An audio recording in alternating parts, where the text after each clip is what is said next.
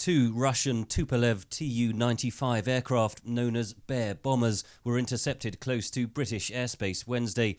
The flights have become more frequent since conflict erupted in Ukraine, says Elizabeth Quintana of the Royal United Services Institute. Both sides probing each other's defences, testing how quickly they react, seeing if there are any weaknesses, and also signalling to each other, signalling discontent. Normally, the Russian aircraft skirt the far north of Britain.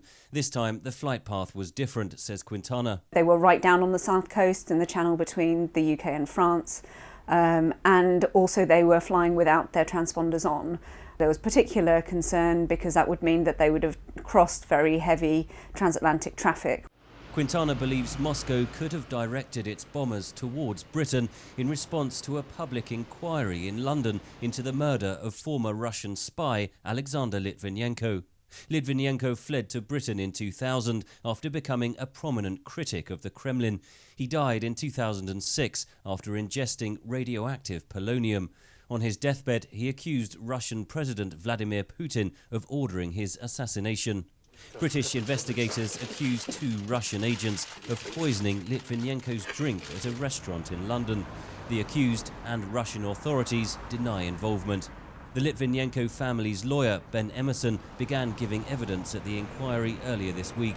It is, and was also, as you've said, sir, an act of nuclear terrorism on the streets of a major city, which put the lives of numerous other members of the public at risk. He later made this accusation against Russian President Vladimir Putin. The startling truth which is going to be revealed in public by the evidence in this inquiry is that a significant part of Russian organised crime around the world is organised directly from the offices of the Kremlin.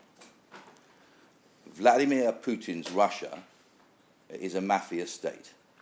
The British government originally rejected holding an inquiry, partly on the grounds that it could damage relations with Russia, but reversed the decision last year. Alexander Litvinenko's widow, Marina, says Russia's recent actions prove her case.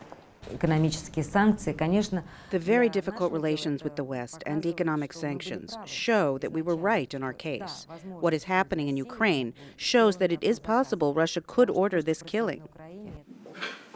The inquiry will take evidence for 8 weeks, and observers expect more damaging accusations to emerge against the Russian government.